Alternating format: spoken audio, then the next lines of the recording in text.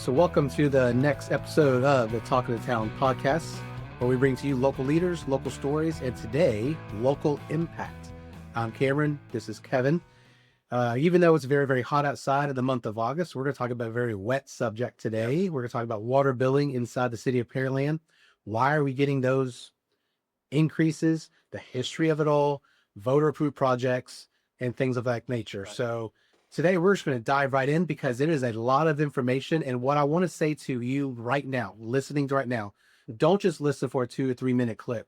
Yeah. This is a very intense and complex topic. And in order for you, and what we're trying to do is help educate. Right.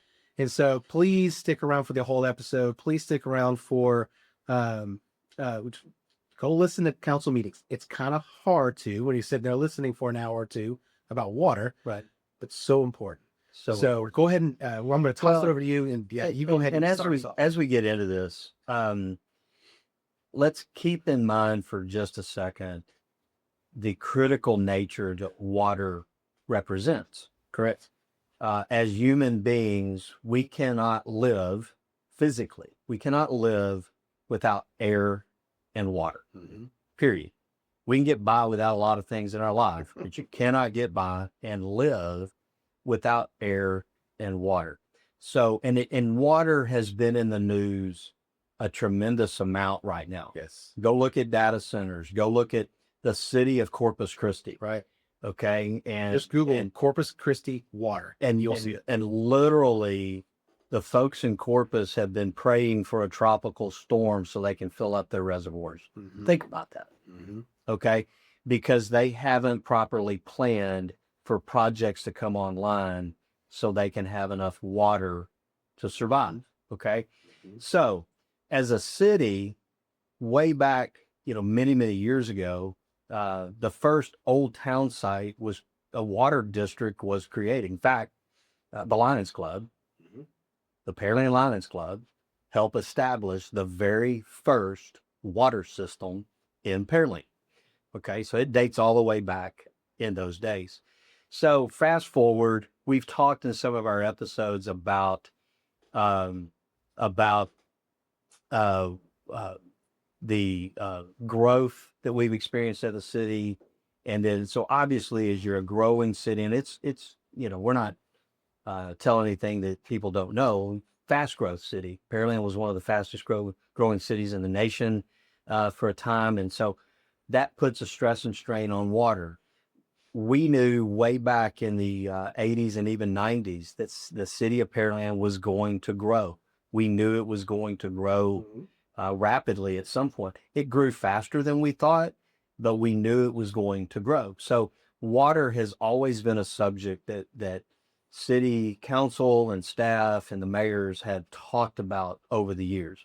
I'm going to give you some in hindsight in talking about this, because one of the criticisms is, well, all of this is happening because there's been no planning. Well, just the opposite. There has been a tremendous amount of planning. What people don't like is the execution of it.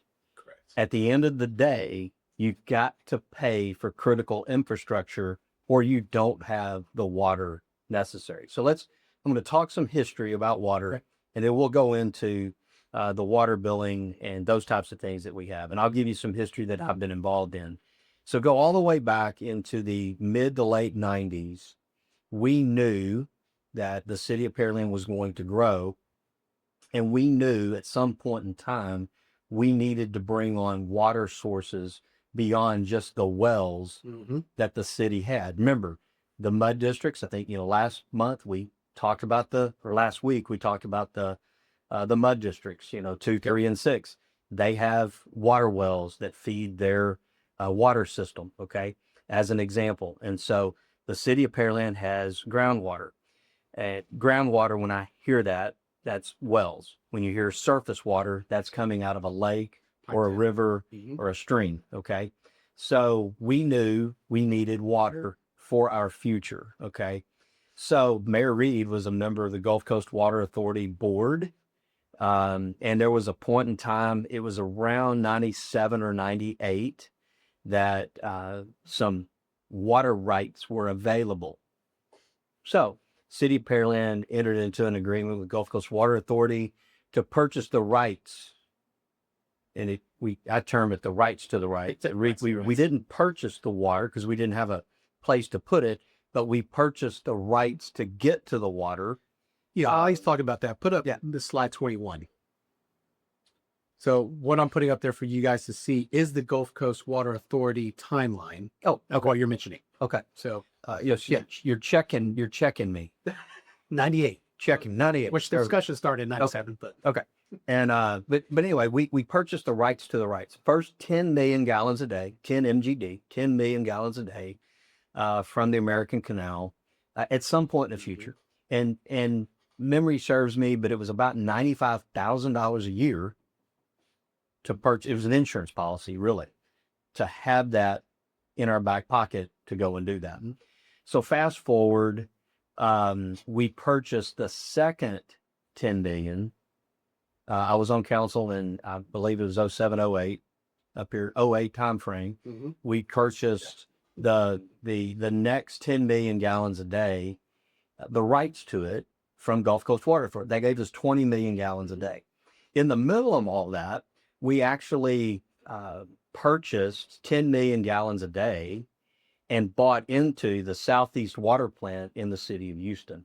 We did that, I believe, in 06, 07 timeframe, and we are an actual equity owner. So a lot of people are saying, well, why are we getting water from Houston? Well, we're getting water from Houston because we actually own a piece of that plant.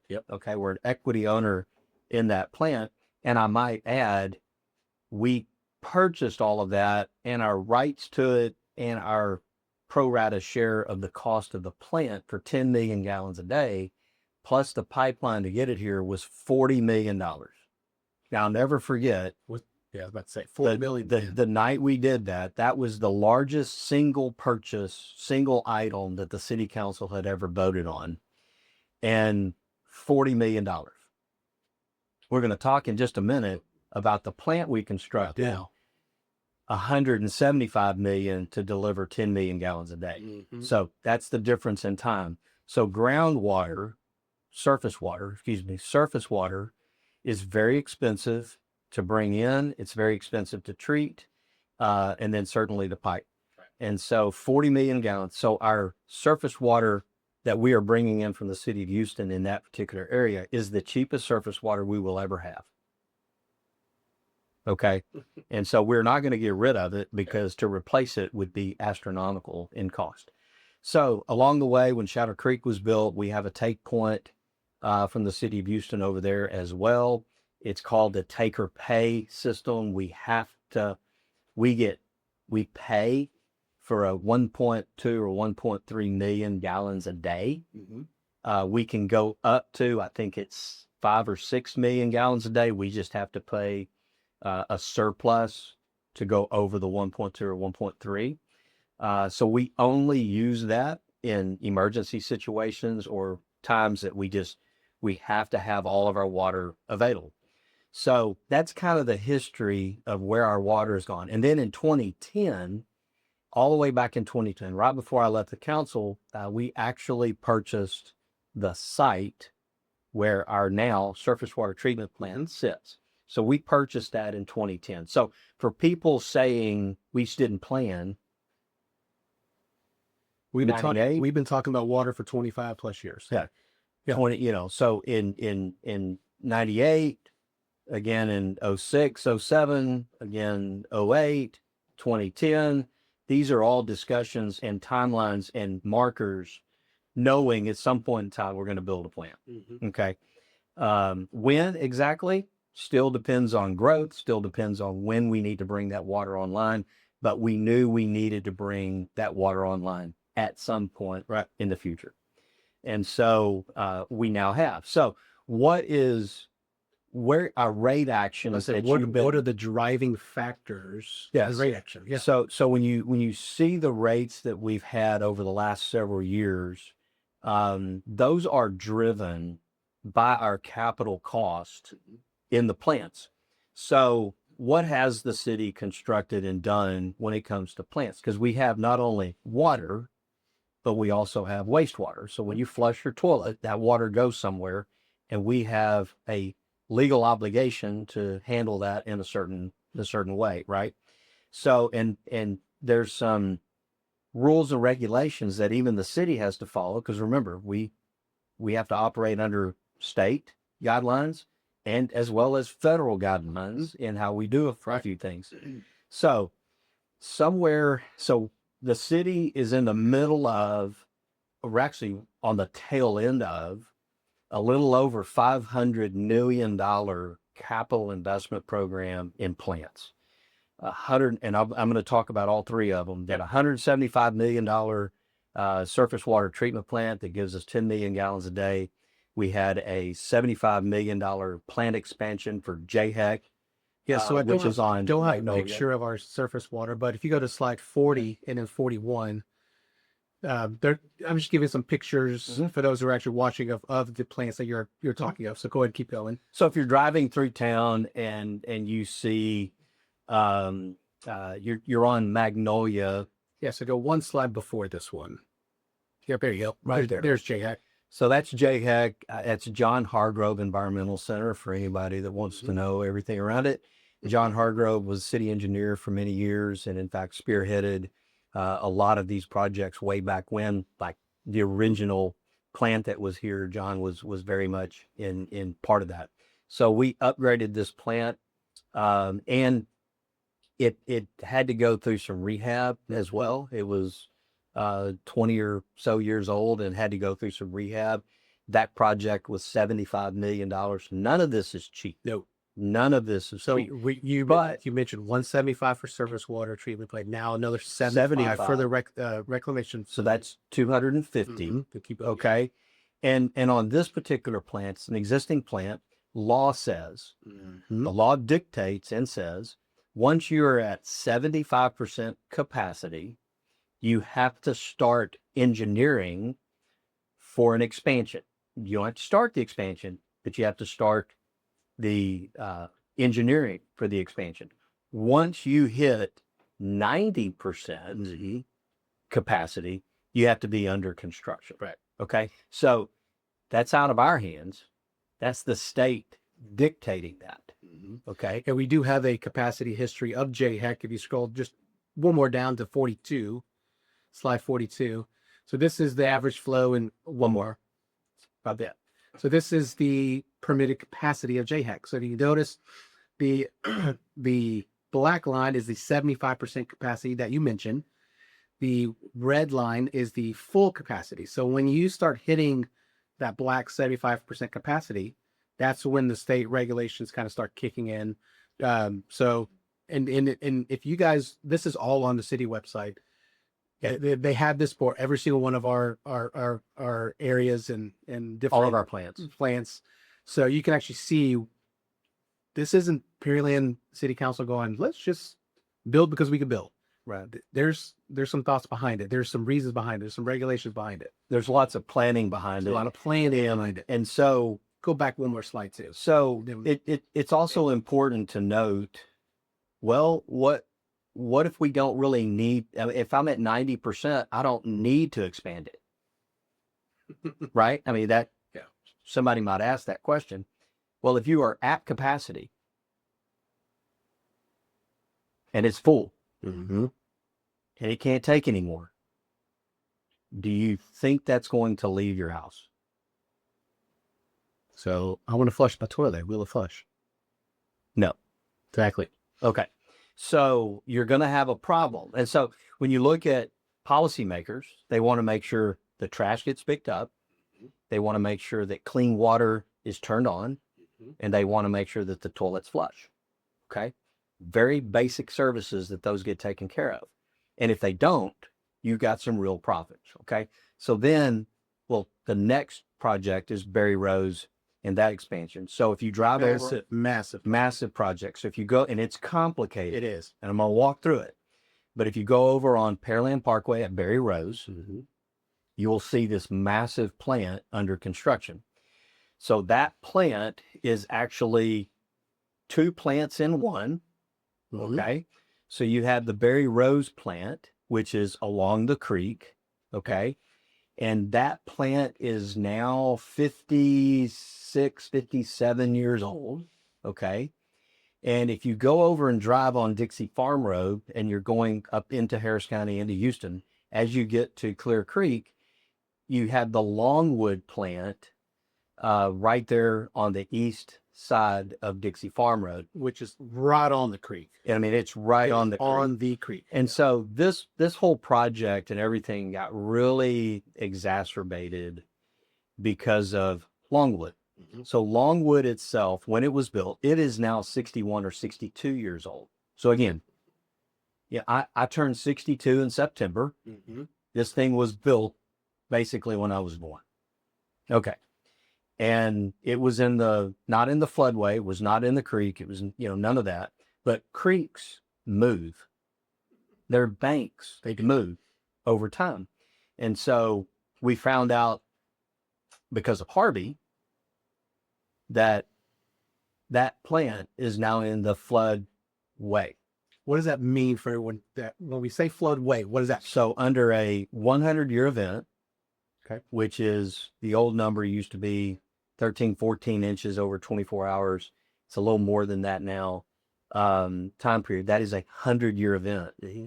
Then that plant goes underwater. So Harvey, 4 days of 50 inches of rain, mm-hmm, right? The Longwood plant was under water, which means affluent and raw sewage were being released in the creek. Friendswood was not real happy. Which, for the record, I lived south of that creek. I just thinking that just makes me kind of go a little ick. But that's just besides the point at the moment. And you got 3.5 feet of water in your house, in that storm. So that it was moving that direction. Mm-hmm. So that obviously that is a raw sewage spill, which causes all kinds of TCEQ has to be notified, EPA has to be notified, and everything else. Well, naturally, the regulators, TCEQ and the feds, you got to fix this. Yep. You got to fix this. You're not going to pick it up. There is no space to add on and move it because it's very, very constrained. So that project was combined to Berry Rose. So the project at Berry Rose is taking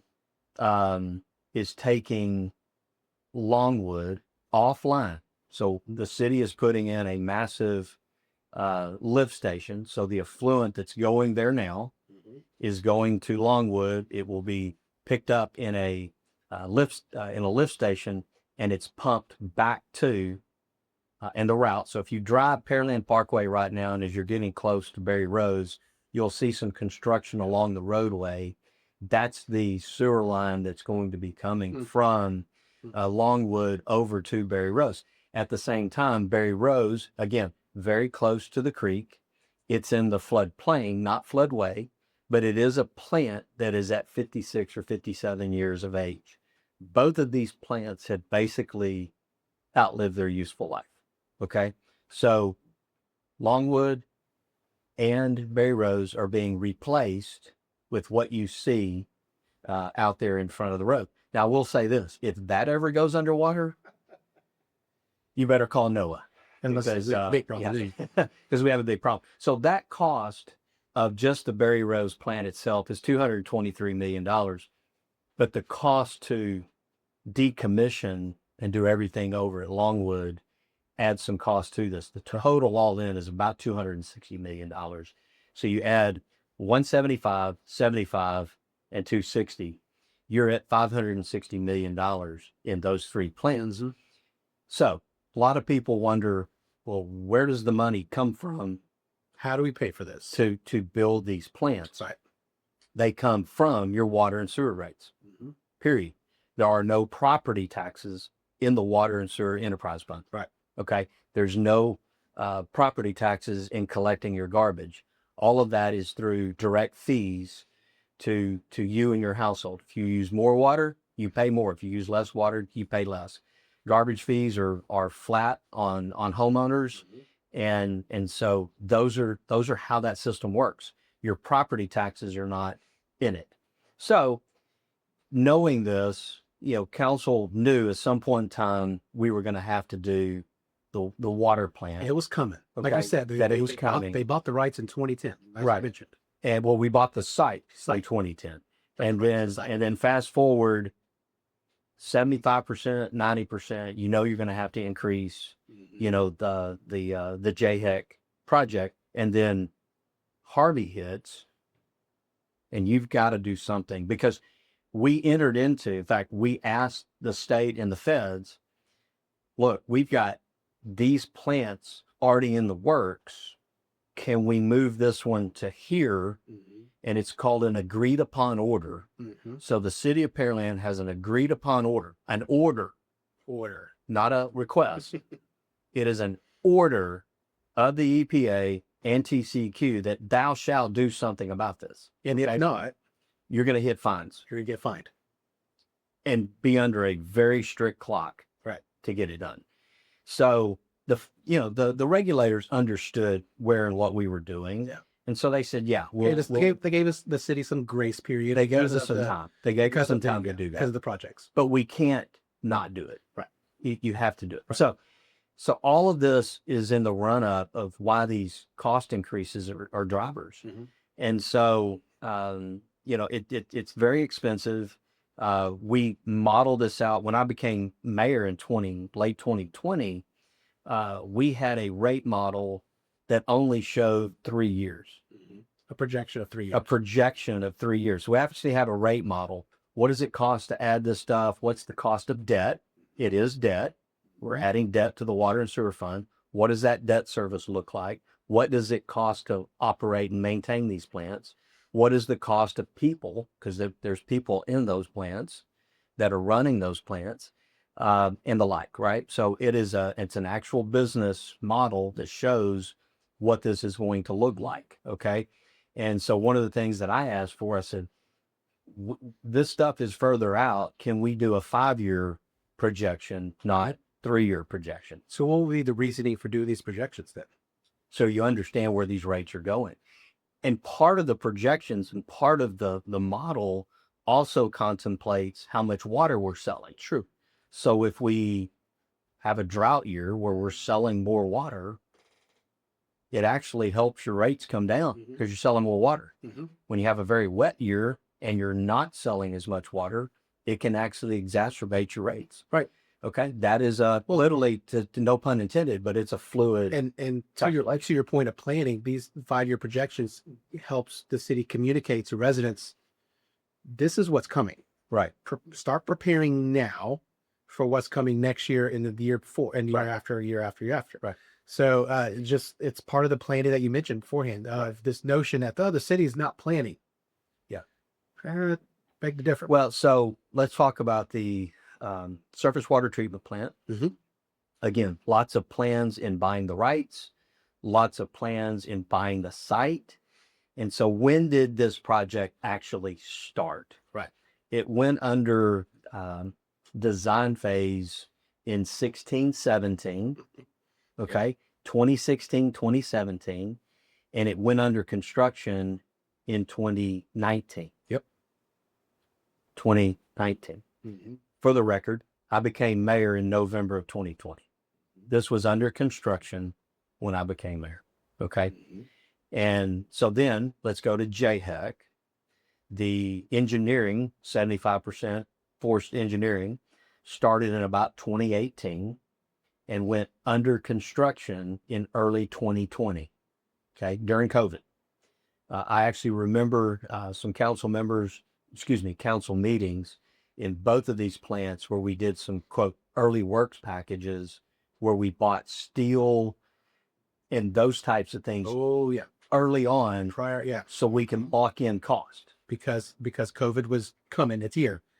So our engineers and our people that help us, do these kind of things said, we need to go and lock in rates. We need to go in and lock in some prices. And so we did that to keep those plants from escalating in cost. If you go to Corpus, we mentioned that, part of their problem down there is their estimates on the plants to do keep moving drastically. They're not getting good costs on their plants. Our costs have been spot on from day one with inflation factors factored in. Obviously, delaying could cost more and does, but you also understand it's target that's moving, so you want to do that. So JHEC went under construction in 2020. Design for Berry Rose, again, we needed to show the feds we were in design phase. Started in 2020. Again, I'm going to defend myself for just a second. I became mayor in November of 2020. All three of these plants were in some form of moving forward construction phase and design phase before I was elected. Now, I say all that to say this. I didn't cry about it either. Okay? I didn't go out there and say, poor me. You know, while yes, we had to pay for this, what do? A leader steps up, takes on what is dealt with them and deals with it. Right. Okay? We have to pay for these plants. If not, you're going to default. And if you default on any of this, now your credit ratings are in the toilet. Pun intended, because that's what it is. Okay? Right. And so when we say credit ratings, just like you have a credit score at home. So anybody watching or anybody listening, you have a credit score. So if you go buy a car and finance it, if you go buy a house and finance it, they check your credit. Right. The city has a credit rating too. And all of this matters. And in fact, we had a credit rating hit a few years ago because of the size and scale of the capital improvements that were going on in our water and wastewater. And we had a person on council that demagogued it so bad that the rating agencies were not sure that we had the intestinal fortitude to do the rates necessary to make sure that the debt was paid. We got a downgrade for that. That person exited council and the credit rating went back to normal. Funny how that works. Right. But rate increases matter. Rates matter. History of our rates matter as well.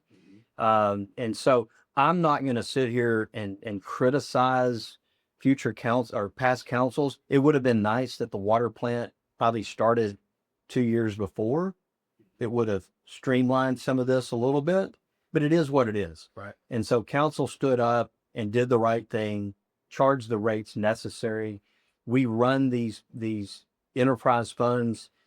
We try to run them at a net zero. Very tight. We have to have a certain amount of cash for bond coverage. That's in our covenants when we sell bonds. And we have to have enough reserves in the event that we have things happen. In addition to that, there are things that go on with our existing plants. There's some rehab. There's, things that break. There's things that go on in these plants, and you have to be able to respond to it. So that's just the normal operations of plants. And then you're adding all this capital investment to it. But we've had some zero rate increases over the years as well. So let's talk a little bit about that. Yeah, put up slide 70 for us. So I'm going to go ahead and read the rates out loud just for those that are listening and can't be watching right now. Just kind of quickly give you a overview of what the rate increases have looked like since 2009. Right. So in FY29, there was a 13% increase in the water rates. And in FY10, 11, 12, 13, and 14, there's all a 0% interest, 0% rate increase. Right. Now you mentioned in 2010, that's when council purchased the site. So they knew this was eventually coming. But in 15, there was a 5% increase. And in 16 and 17, there were back-to-back 16% increases. And that was also roughly when some of these designs and construction And everything were starting up. Makes sense why these are in the history. 2018, another 10%, 2019, 0%, 2020, 1.6%, and again, FY21, 0. And then the last 5 years has been when we've really kicked in and started trying to pay some of these debt, because again, you mentioned these three projects were on the table come 2020. Right. We have to start making these debt payments. Right. Well, we were issuing debt to pay the construction costs, and then obviously debt payments Yeah. while you're under construction. So in FY22, 5%, FY23, 13.1, FY24, 14%, FY25, 7%. The current year that we're sitting at was a 5.5%, and then the proposed was 12%, which council is actually looking at moving that from 12 to 9.9%. Just under 10%. Yeah, just under 10%. So that is the historical data and the historical rate increases from 2009 to 2027. And this chart brings up some conversations that I've had with staff over the years, and had council all the way back, the budget year of 2010, 11, 12, 13, all those years that you see 0%, had we, knowing this was coming, proposed, say, a 3% across the board increase, earmark those dollars as cash, so we less borrowing, but cash, what happens to these rates? The spikes are still there, but they're greatly lowered, right? And so instead of a 16% in those 2 years, 16 and 17, they may have been around 10%, 12%, right? So lessen the blow. Instead of the 9.9 that we're dealing with, it could be somewhere around the 6 or 7. Right. And so it would have had an effect out here. Now, that's playing 2020. Hindsight's always 2020. It's in a perfect view. Council in the middle of these years also had a ramp up of other things that were going on in our city. And so I'm not going to sit there and say would have, should have, and could have. These were great people who were on this council that loved our community, but that could have lessened it. But we have what we have. And so you're going to get a 9.9% increase in your water and sewer rates this year, because that's what's necessary to pay the debt service and maintain our plants. Without it, what do you run a risk of? Right. So saying that, I want to bring up a quick video.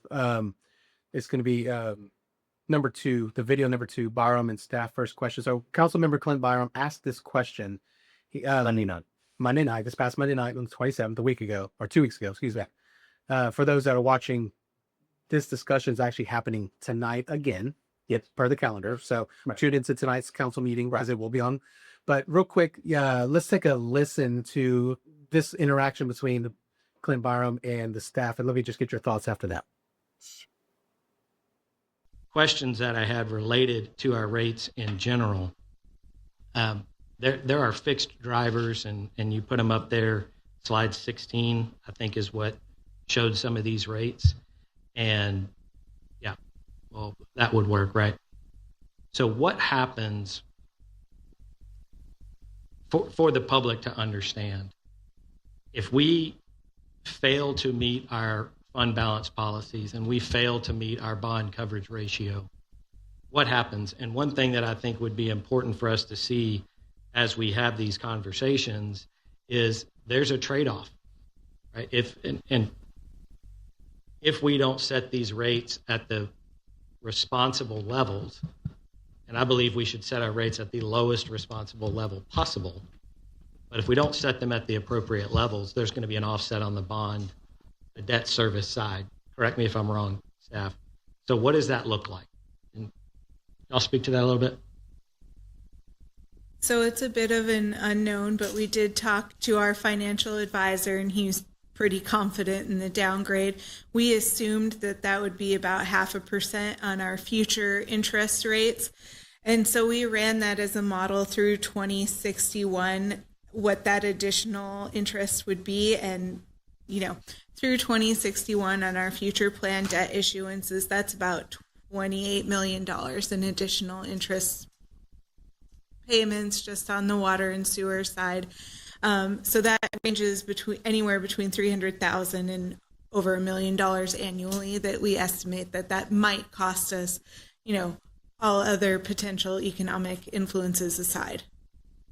So there's a rate of diminishing return that comes in there at some point. If we artificially deflate the rate, then we're going to have a potential credit. I'm summarizing to tell me if I'm thinking about this correctly.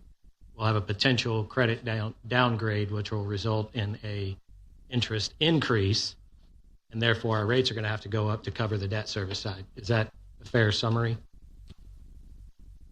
Yes, that's a very fair summary. The other equally worrying aspect to this is that any downgrade would likely impact all our debt, not just that serviced by the Water and Sewer Fund. So we would see a consequential impact on the general fund as well, with increased debt costs there. Fair enough. So let's summarize what he just said. So the least amount that the council could put together that's still fiscally responsible is that 9.9%. Right. So anything lower to that, much less a 0%, could. So real quick, when I was discussing earlier, there's a couple of drivers. There is a bond coverage ratio, right? That's built in, and we can't go below that. Okay, we can't go below that. We can stay above it. We can't go below it. We also have a reserve amount that if we go below the reserve amount, so both of those things, if we go below the bond coverage amount, it's detrimental. If we go below the reserve amount, that's detrimental. Going to a 0% change, freezing the rate, collapses both of those, which causes what you just heard Staff talk about. Right. And so, I mean, both situations suck, right? Oh, absolutely. So those that are watching, here's your options. Put yourself in council's shoes just for a moment while you're listening to this video. You either vote in favor of a 9.9% increase in water, which it's going to be about $11 to $12 a month, or do you vote anything below that, much less a zero, which you just heard staff say it cost an interest payment alone a $28 million increase over time. But it's $28 million more than you had to. And that is zero economic drivers. That is zero anything else happening. That is just what I call the minimum increase. Yeah, both scenarios suck, but one of them makes sense more than the other. Right. And there's another question that was brought up by member Byram with staff interaction. I want to go ahead and play this one too. This is the second clip. Because he goes on and talks about this even further. And I do think it's important for us to pay attention to this interaction as well. My other question was, I understand that we all understand that there were decisions made prior to all of us being here that drove us to where we are today. If prior councils had not chosen to make these capital investments, what were the potential impacts? Like, what can the TCEQ do as far as leveraging penalties against us if we're not meeting their standards? So I think maybe a good example is what Houston's dealt with many times over, is that they've been under what's called an agreed order with TCEQ, which has forced them into spending. Now they're larger than us, but spending billions of dollars in their water and wastewater systems for not meeting some of the TCEQ requirements, not having the capacity, not addressing overflows and things like that. Does the TCEQ have the ability to fine us if we don't meet their requirements? I believe they can fine us and then force us to go into an agreed order, which we would agree to spend basically the money that we have already planned for, and manage to make sure we don't run afoul of the TCEQ. We'd just go into a mandatory agreement with them where we'd have to spend those dollars anyway. So there it is right there. If you have to do these projects, it's either now or mandated later. And again, the Berry Rose and Longwood is an agreed upon order because of what happened at Longwood and the overflow and being in the floodway. And again, capitalized. Could you imagine if these projects had all been literally stacked on top of each other? Yeah. What your rates would have been? I mean, you would have been having 30 and 40% rate increases the last several years, as opposed to what we have. And so the city council and the decisions to do them back to back to back was right, but exacerbated by the whole Berry Rose Longwood redo. Exacerbated the whole thing because of what happened. So is there of these two scenarios, what's the, in your mind, fiscally responsible? Well, so a policymaker damaging the city, if you go to a 0% or you go below 9.9, you're putting the city's credit rating in jeopardy, which means bonding for roads, bonding for water, wastewater, and bonding for drainage. Remember, we have projects that are in the queue that voters have approved. It's going to cost more, which in turn, on that side of the house, impacts your property taxes. So the proper thing to do is you got to thread this needle. You've got to stand up and do the 9.9. You have to. That's the responsible thing to do. And the fact that they're having this conversation, credit agencies watch this conversation. They're watching the stability of the council. They're watching the stability of the council, and they're watching the stability of the city in the midst of this. Well, and I'm going to play one more clip for us today. So the responsible thing to do is to, unfortunately, is the 9.9%. And you said it earlier. No one wants to pay more. Yeah. I don't want to pay more. You don't want to four pay kids more. at home, and we homeschool. We're home all day, every day. Right. I feel the burden just like everybody else. Video number 5.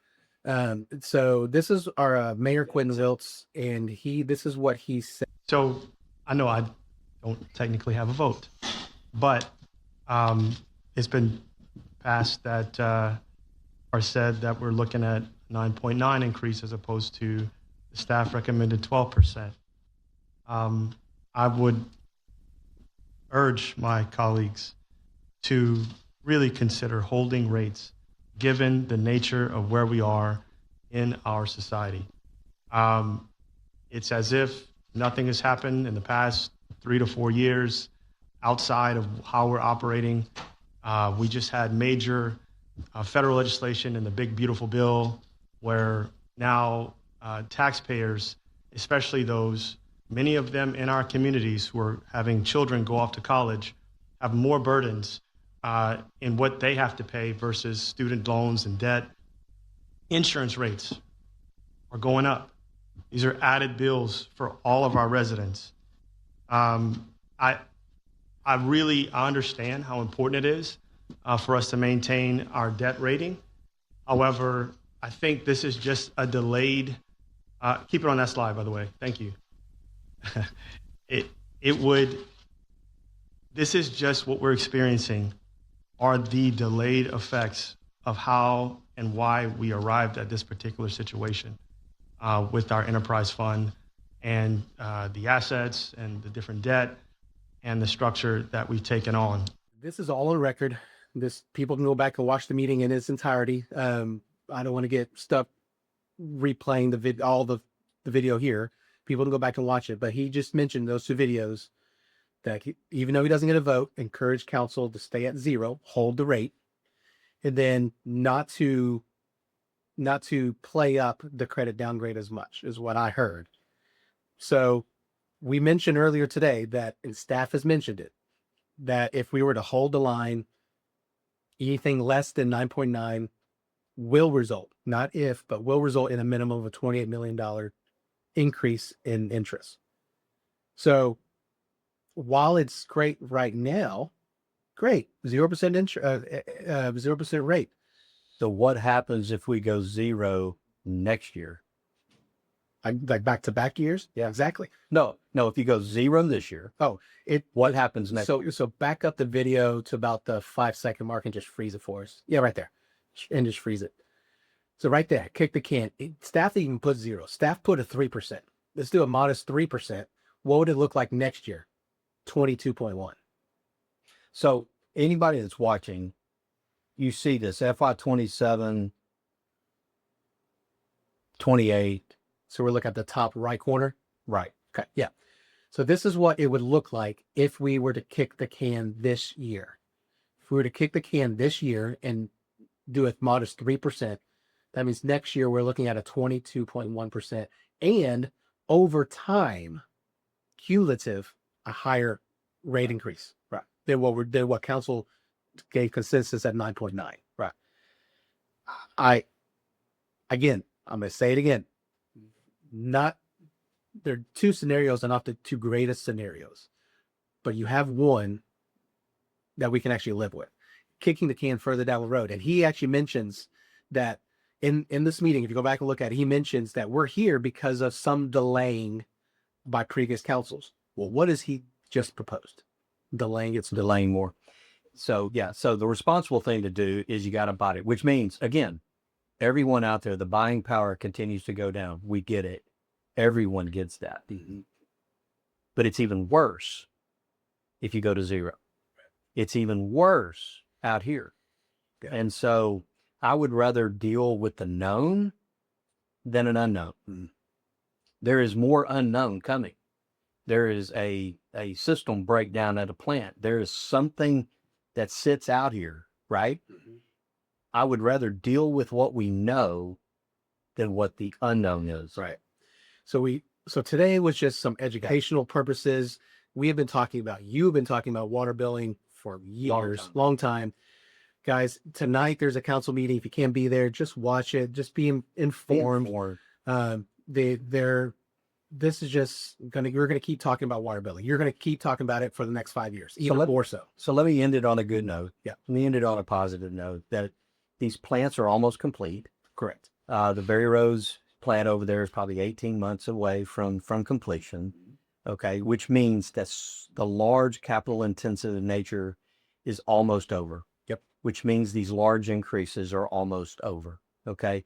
You're still going to have some small increases along the way because things continue to go up, but these large increases are almost done. So hold tight. It's getting better. And I will say this, the city of Pearland, in the grand scheme of the Houston metro area and the greater state, is probably one of the best places that has planned its future, planned its water and sewer systems. And in fact, there are cities in our area that do not know where they're going to get future water. And they haven't even planned it yet. Right. And so that is going to be incredibly detrimental. It's going to be incredibly expensive for them. We have locked in our sources. We can still add 10 million gallons a day to the surface water treatment plant. We planned upfront cost in what we've just completed, so we don't have to double what we do when we add the next 10. So we already got some capital costs covered at the last few years' cost versus future year costs. Okay. That's forward thinking, forward planning. There are cities in our area that this is going to be an absolute fiscal killer. I look to our cities to the south of us, the Alvin, the Manville, the Alva Colony areas. And every city's different. I'm not here blaming anyone in those areas, but water is just going to become more and more expensive. And like you said, Pearland's set up for their future. There's other cities that are growing rapidly. Manville and Alva Colony are, in my mind, the two at the forefront. Yeah. That when the time is coming for them to expand their water, and I say that and people say our water's expensive. Our base rate's actually already cheaper than Alvin and Manville. And again, I am not throwing one city under the bus. That's just where they're at right now. Right. And yes, we're paying for it, but I can see us 5 years from now going, wow, city was actually planning and actually thought about it ahead of time. Yeah, a day's going to come where people look back and say, man, Pearland did something right with their water and sewer. We also have 3 different sources for our water. True. Very few cities across the state have that, and they have the resiliency built into, not resiliency, but the redundancy built into their system. So if we do have a problem in Houston, we cut it off and have our own water to do. So very, very important. We told you this was going to be a very difficult subject to get through. It's very complicated. I wish it was as easy as turning on your water. It's there, but it's not. It takes a lot of time and effort and a lot of things to get water to you. And it takes a lot of things to get the wastewater out and gone and treated and being proper and responsible with that. So thank you for indulging us with this. It's very difficult. Council's got some difficult decisions in front of them. It would help if you self-educate on some of this issue and understand where they are. Yes, we want to hear from you guys. We want to hear from you guys watching wherever you are, because again, I said it a couple times already. Put yourself in council's shoes. Yeah. And I'll say this, the last thing we'll say, we'll close this out. What Mayor Wiltz is saying is from his heart. Mm-hmm. Hold line, freeze the rate, 0%. Every single member of council, that is in their heart. It's in my heart. I don't want to see an increase on anybody. But it's irresponsible if you know the outcome of that. Correct. And you do it anyway. Right. And so I would just, and I get where he's at. I don't want to be hypercritical of it, but that's an irresponsible statement. In fact, credit ratings agencies watching that clip and seeing the leader of your city make that statement, that alone could cause negative downgrade. Yeah. So So more to come on water billing. Pay attention to your council. Pay attention to your mayor. Be educated on this issue. Yeah. Ask us questions if you see us out in the public, because you've got the knowledge of it as well. But we're actually going to stay true to our word and move away from Pearland city politics. We have a special guest for you guys coming up next week. I hope you guys tune in. But that was our episode today for the Talk of Town podcast, where we brought you today local impact. Next time we'll bring you a local leader. So stay tuned. Have a good one.